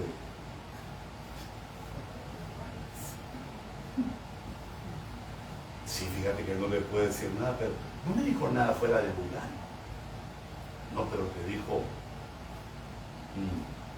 anteojos de viejita. Ay, chato, perdonad. El próximo que me quiera decir cosas, le digo negativo, cambio y fuera. Y aquel dice, no, si mi esposa es bella. Que le digan siempre que yo esté aquí. Porque hay veces que uno no es ahí, hermano, cuando le dicen cosas bonitas a nuestra esposa. Por ejemplo, ella cuando llega allá al súper y le dice, deme mi libra y media de carne, señor, le dice al carnicero. Y cuando le da su bolsita, yo agarro así la mano. Y ella, a mi marido se lo voy a decir ahora. Y el siguiente sábado llegas vos con ella al súper, metiendo la panza. ¿Quién es mi amor? Allá está el señor, y llegas con el carnicero así. Dale la libra y media a mi mujer de carne, por favor. Quiero ver si delante de mí le agarras así la mano. Ay, no, señor, perdone. No sabía que era casado, que su esposa tan joven que es. Parece quinceañera. ¿Te contó que a mí me pasó eso? Voy con mi esposa así allá cerca de mi casa, allá donde vivo, en Castell, en California. Voy así de la mano con ella, ¿verdad? Señora, amigo, linda. Voy de la mano con él y da la vuelta un pick-up lleno de Latin people, los de nosotros, ¿verdad? Todos sudados de sombrero, jardineros, ¿verdad? Y cuando dan la vuelta, todos se nos quedan viendo. Y entonces yo los saludo, porque pasa la raza. Los saludo. Adiós, suegro, me dice. Y mi esposa me queda viendo. Yo me le quedé viendo y ella se ríe. Pero ahorita los voy a correr. ¿A qué hora los alcanzaba? Si ellos iban en el carro. Entonces me dijo mi esposa, no, no los vas a alcanzar, déjalos. No, de que los alcanzo. Le dije, oh, digo, mira, y de todos modos, si los alcanzas, te van a trancasear. Son como 7 ellos. Ya, ¿qué hacías? Así hicieron el sombrero, suegro, ¿qué? Pero después dije yo, me la chulearon. Ya quisieran condenados a muerte. Pero no, es mía. Es de mi propiedad. Aquí tengo el anillote y yo no lo traje. Pero si esa vez me la traje a ella en lugar del anillo. Pero mira, regresemos a esto. ¿Va? Este es el tiempo de amores con el Señor. A partir del año 7 se presenta una. La iglesia se presenta como el rey. El año 7 es maravilloso. Y ya no me da tiempo de decirte todo, pero fíjate esto que aparece en Segunda de Crónicas. Pero yo, ¿por qué no lo estoy así? No la estoy sacando con el secreto. Segunda de Crónicas 23:1.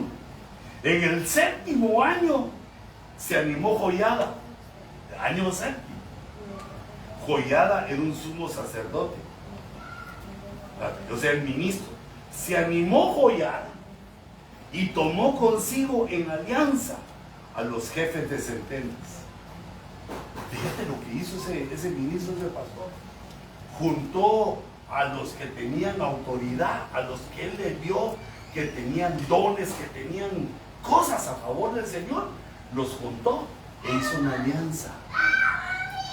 Porque la iglesia debe crecer, la iglesia debe fortalecerse, pero si cada quien trabaja por donde quiere, si jala para donde quiere y no toma la visión pastoral, la iglesia no se fortalece, porque unos hacen por un lado y otros por otro lado. Unos dicen, no hermano, es que la iglesia debe evangelizar. Ey, ¿acaso vos sos el pastor, pues? El pastor es el que dice cuál es la visión. No hermano, es que aquí lo que debemos hacer es discipular. ¿Vos sos el pastor? No, pero yo siento, yo he leído. Sí, pero es que eso no es por sentimientos, ni también por pensamientos, sino que la iglesia es que el que esté en autoridad emite su visión. Y nosotros los que estamos bajo autoridad tomamos su visión. Eso no hace que se pierda tu visión.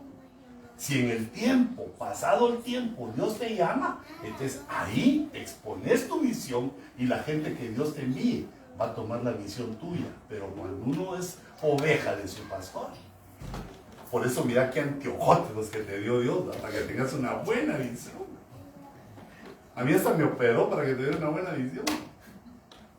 Entonces, mira cómo es la cosa. La iglesia no es como uno quiere, hijitos. Si en el año de reposo, en el año séptimo, podés captar eso, la iglesia puede ser de bendición o de maldición. Porque si uno se opone a las cosas de la iglesia, se está oponiendo a Dios. No, es que yo creo, si eso, nadie te está preguntando eso. Sino que uno viene a la iglesia para decir, Señor, háblame. Señor, te traje mis ofrendas. No llega uno a tomar autoridad porque no te corresponde. O sea, no es que uno le quite la autoridad. Mira cómo hizo Joyada. Vio que los que eran poderosos andaban cada quien por su lado. Por eso no había rey.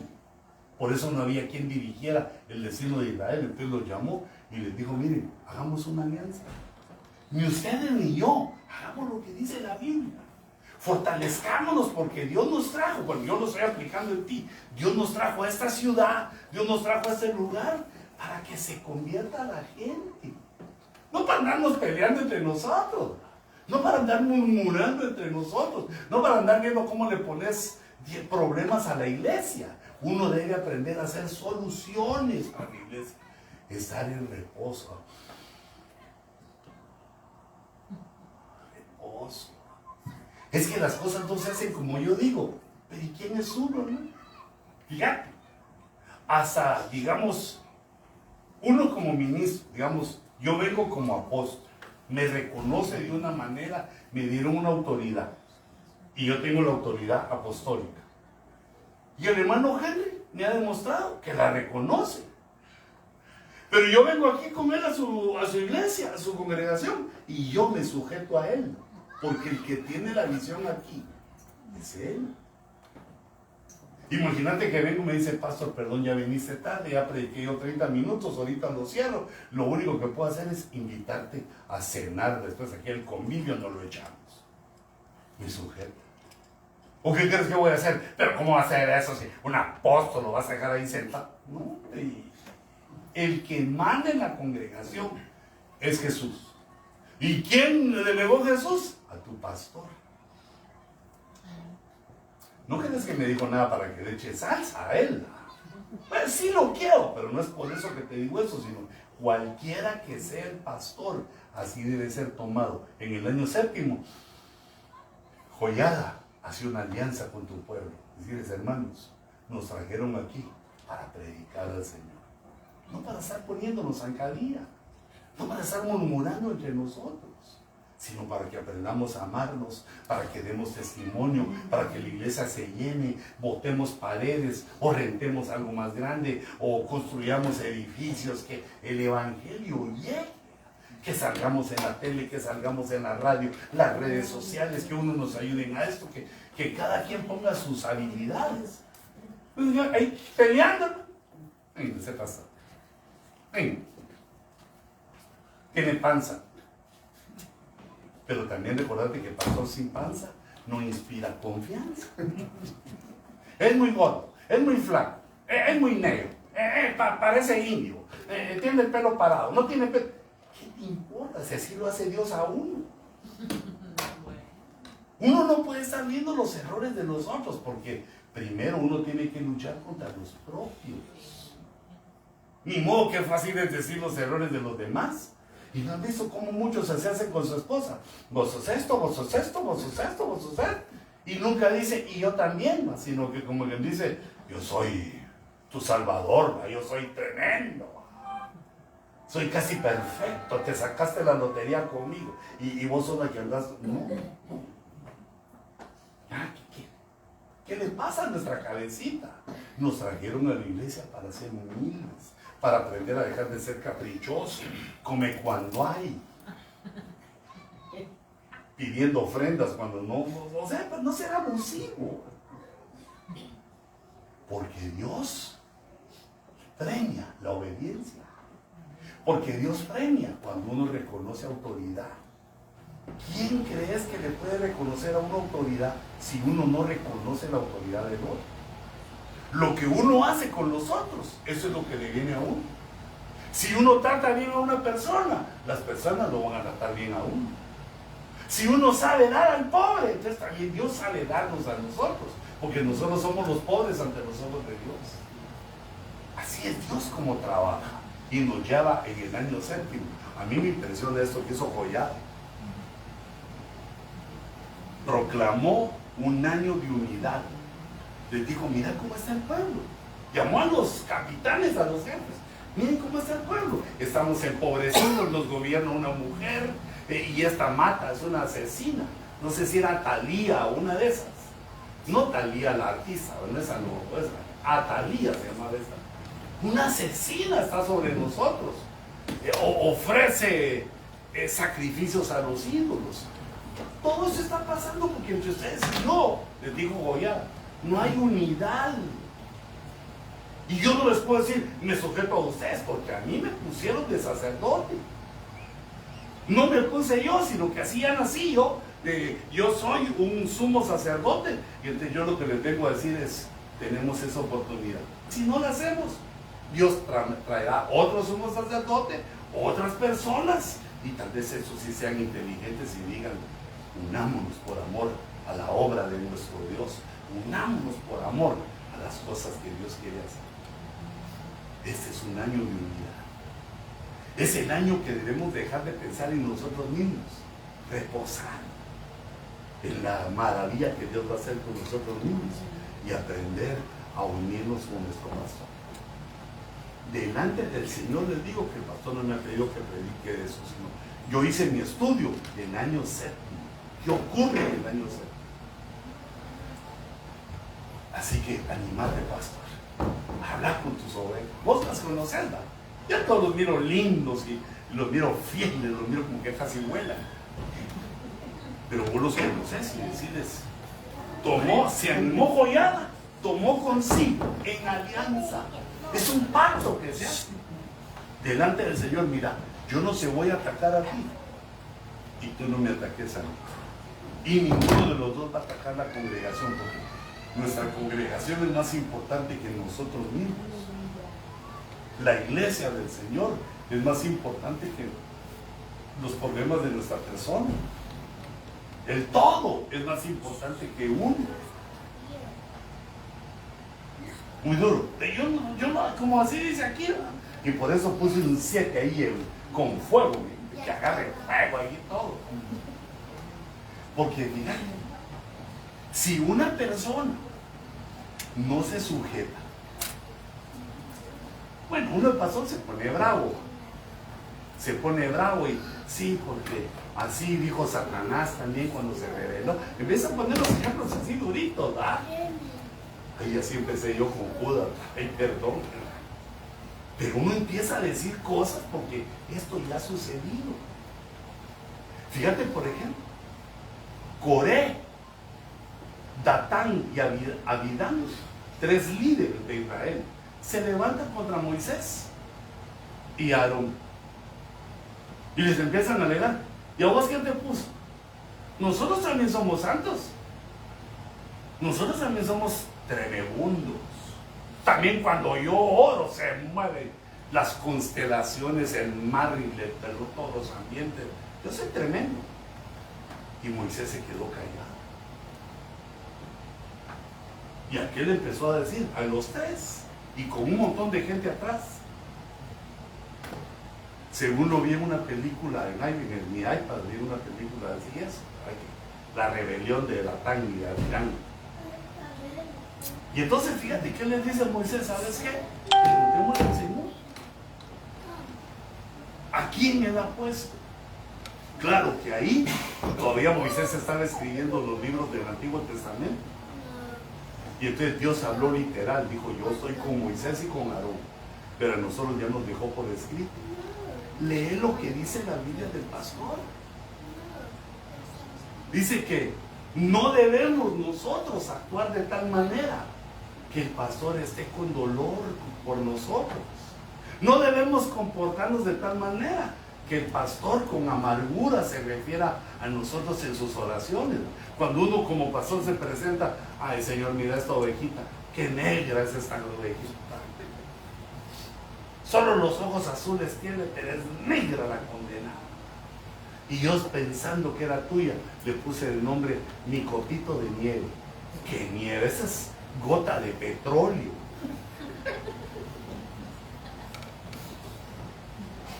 No dejes que tu pastor cuando se presenta ante Dios hable así de...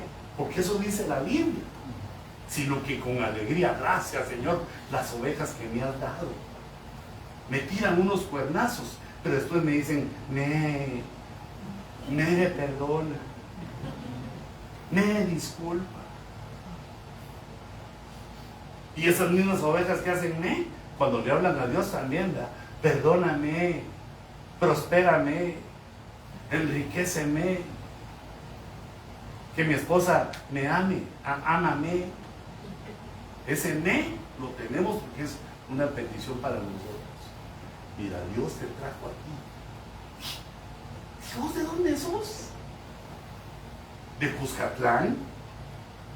¿De Honduras? ¿De un barrio de Honduras? ¿De Guatemala? ¿De alguna ciudad que se llame Pajapita? No sé si es aldea. Nosotros no somos de aquí, hijitos. Dios nos trajo para hacer una obra aquí. Si no la aceptamos, si no la entendemos, llaman a otro. No, es nuestro privilegio. Hay 7,000 esperando que vos digas, no puedo, no quiero, y manda a Dios a otro, porque la obra de Dios se hace con nosotros o sin nosotros.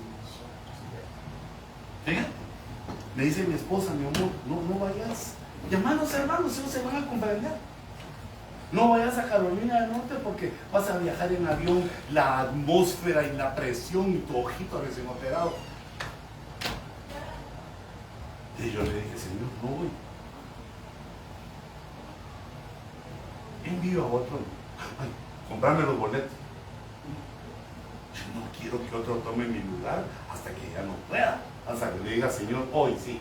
Ya di lo que podía, me hice viejo, me duele todo, ya no puedo, si no me sanas ya no puedo. Entonces ahora sí, como enseñaba el apóstol, envía mi relevo. Pero mientras todavía aguante, pues así medio chenjito con el ojo así, todavía aguante. Porque si no, nos relevan. No nos revelan, nos relevan. Mandan al que sigue en la lista de los 7,000. Y así como lo harían conmigo. Sí. Lo harían contigo también. Fíjate, te cuento un secreto. Que antes que yo, había unos hermanos. Yo me sentaba a oírlos. Tremendos. Unas luces en la palabra cuando enseñaban. Tenían el didache, tenían didáctica. Cómo se expresaban con sus manos, sus palabras. Habían unos que no habían ido a la escuela mucho. Yo tenía más escuela de ellos, pero hablaban de una manera, unas palabras que se echaban. ¿Eso qué quiere decir? La contundencia, la perseverancia. Usaban palabras que tenía que ir a revisar en el diccionario, en el amansaburro. Tenía que ir a ver, se me había olvidado qué significaba. Tremendos. Mira, unos hermanos. De verdad que yo siento que yo soy bien bruto, hermano. Yo me recuerdo que solo predicaban un ratito, no como yo que tengo que predicar un montón para decir lo que pienso. Un ratito predicaban y de ahí, hermanos, quienes quieren recibir al Señor, un montón recibían al Señor. Y los que no lo recibían llorando, Señor, yo conmigo ni las moscas se mueven. Conmigo hasta las moscas aterrizan. Hombres tremendos. ¿Y dónde está? Porque entonces cuando uno se siente tremendo, cuando uno se siente que es algo, entonces empieza a descansar más de lo que debe y se empieza a hacer un lado y viene Dios y manda su relevo. ¿Sabes dónde lo leí? No creas que es algo que yo deseo.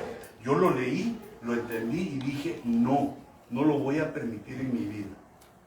Quiero ver qué horas son. Las 8:15. ¿Y a qué hora es el convivio? Ya me rodé del convivio un montón de tiempo. Mira, eso lo leí en el Salmo 1, creo que en el último verso.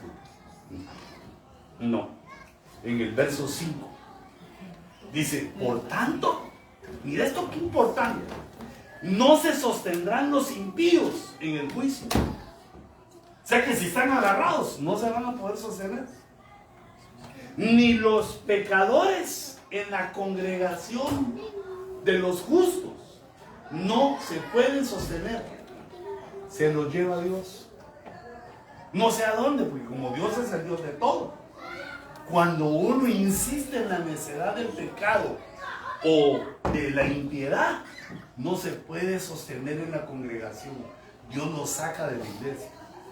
Nosotros tenemos que entender por la palabra que los que se van de la iglesia es que no se pudieron sostener.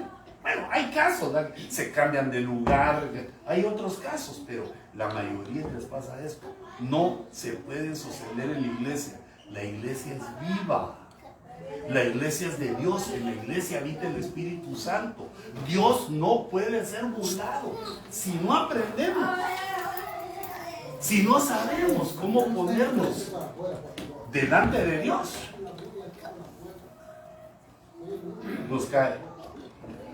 Mira, así no puede regañar. El apóstol está hablando para allá. Mira, Henry, en el año 7. Esto lo que descubrí, te lo paso. Dice en Esdras. También algunos de los hijos de Israel y de los sacerdotes, levitas, cantores, porteros y sirvientes del templo, subieron a Jerusalén en el año 7 del rey Artajerjes. Ese rey comía mucho, por eso es Artajerjes. Y él llegó a Jerusalén en el 5º mes. Era el año 7 del rey. 2 veces dice que era el año 7. En el año 7 la congregación crece.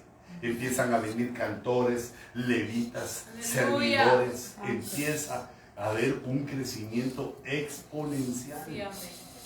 Sí, hijito, ya que te han mantenido, sostenerte. Esa es la congregación de los justos, porque hemos sido justificados por la sangre de Cristo. Es la congregación de los justos. Sostenete, porque a partir del año 7 empieza una bendicionota, porque es el año en que la iglesia sube ante el rey. Le empiezan a dar ganas a nuestros hijos de aprender. Mami, yo quiero aprender a tocar trompeta. Yo quiero aprender piano, yo quiero aprender eso. A mí me gusta la batería. Y empiezan a la nueva generación, empiezan cosas maravillosas.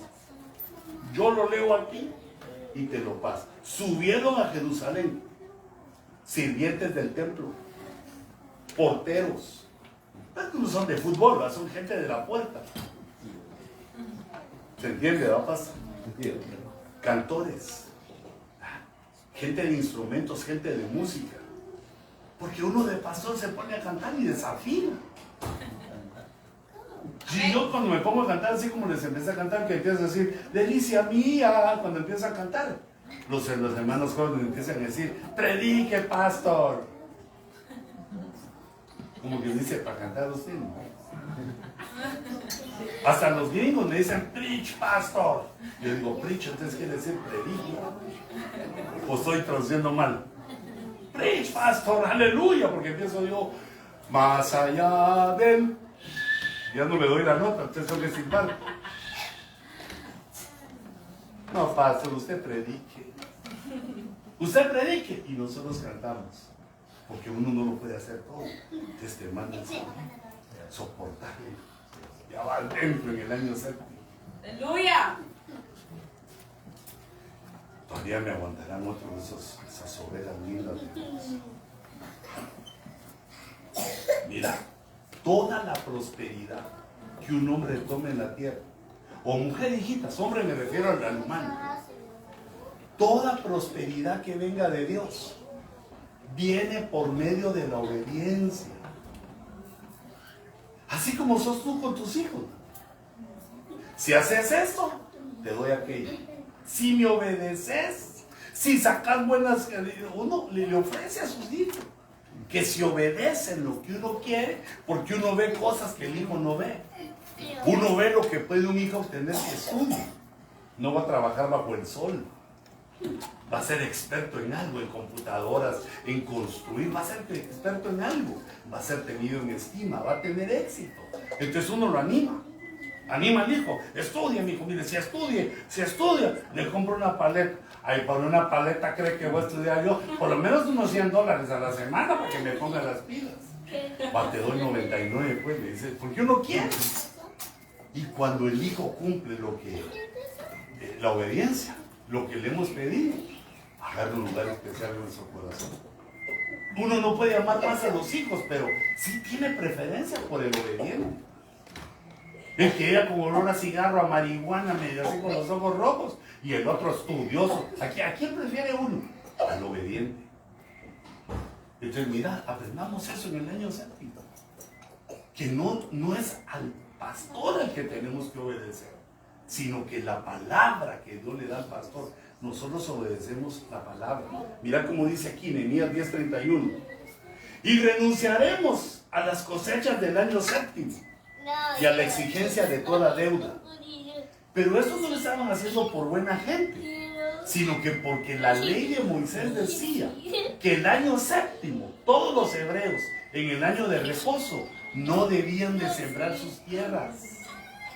Que era un año de reposo a Jehová, y se hacían reposar todas las tierras, y que Dios les iba a dar, aunque no sembraran, les iba a dar cosecha. Lo que naciera solito, lo que por la naturaleza creciera, se los iba a dar. No se iban a quedar con hambre, iban a prosperar. Y ellos no habían hecho el año séptimo. Tenían como 400 años de no celebrar el año séptimo. Y ahora Dios les habla y dice: te obedeceremos, oh Jehová. Te vamos a obedecer. No nos cabe en la cabeza cómo podemos prosperar si no trabajamos un año. Pero renunciaremos a las cosechas del año séptimo. Vamos a cumplir la orden de la palabra y a la exigencia de toda deuda. También nos imponemos la obligación. Nos imponemos. Eso no lo decía la Biblia. Eso era nosotros solitos lo hacemos. Nos imponemos la obligación de contribuir con 1/3 de un ciclo al año. Un ciclo al año era bastante. Entre todos vamos a poner 1/3. ¿Para qué? Para la obra, para el servicio de la casa de nuestro Dios. Hermanos, si nosotros obedecemos a nuestro Dios, nos toma Él como hijos prodigios, porque la mayoría de gente no obedece a Dios, ni conoce lo que quiere Dios, ni obedece a Dios, sino que vive en una perenne rebeldía. Y esa perenne rebeldía, ¿qué le trae? Que también la mujer sea rebelde. ¿Y qué le trae? Que los hijos sean rebeldes. ¿Y qué es lo que le trae? Que los jefes sean duros con ellos. ¿Y qué es lo que le trae? Que en una bolsa se echa el billete de a 100 y se le olvida que ahí tiene un gran hoyo y lo deja tirado, le pasa lamiendo el calcetín el billete y lo deja tirado para que otro que hace la voluntad de Dios diga: oh, gracias Señor. ¿De quién es ese billete?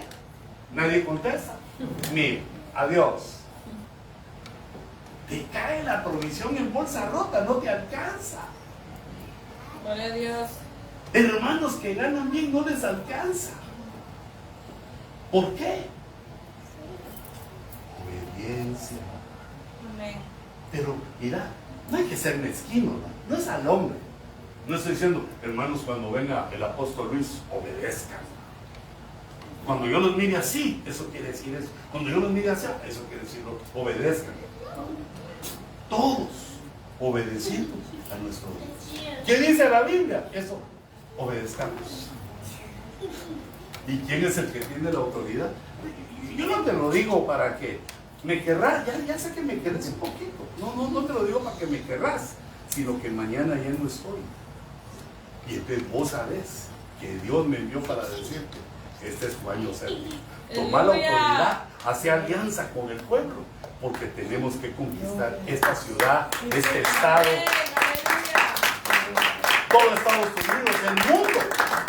Nos espera el mundo para que les digamos que Cristo es nuestro Dios y que hemos creído y que así nos ha bendecido Dios.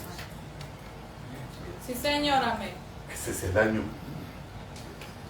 un año maravilloso, aunque todos los años se encuentra uno cosas nuevas, pero en el año de reposo, este año es el que le da habilidad, el que habilita lo que viene. Pero lo que viene, te lo digo, el año entrante, si Dios nos da vida, si el Señor no ha venido por nosotros, en el año octavo, si me invitas, porque vos sos el pastor. Imagínate que yo vengo aquí a esa tierra y entonces no le digo, Henry, por favor, prepara un masaje para los pies, prepara una persona que me peine, porque despeinado no me gusta estar, que me rasure, prepárame unos 2 trajes porque llego. Y decirle al pueblo que llego y abrirte paso ahí en la iglesia o que llego. ¿No? ¿Quién soy yo? ¿Y quiénes somos cada uno de nosotros? Amén. Yo esperé que el Señor le dijera al hermano Henry, y el hermano Henry me dijo, apóstol, cuando venga por aquí, avíseme. Como que dice, el boleto no se lo pago, pero véngase, no, pero véngase aquí a predicar. Dije, ¿de verdad? Sí, cuando venga avisa. Y así lo hago. Henry llegó el sábado, pero ¿qué si después del sábado se iba mi esposa? Dije, yo no voy a andar corriendo en dejarla a ella. ¿Me recibís el domingo? Me hubieras podido decir que no. ¿Va? Tan lindo que el Señor nos trata. ¿Va? Yo digo, Él es el pastor, yo me sujeto a Él. ¿Acaso es mía la iglesia? La iglesia es del Señor. ¿Acaso es tuya la iglesia? La iglesia es del Señor. Y al que pone en cada congregación es al pastor. Aleluya. Lo último que te digo, como yo ando así, viajando, predicando, viajando, me encontraba unos hermanitos.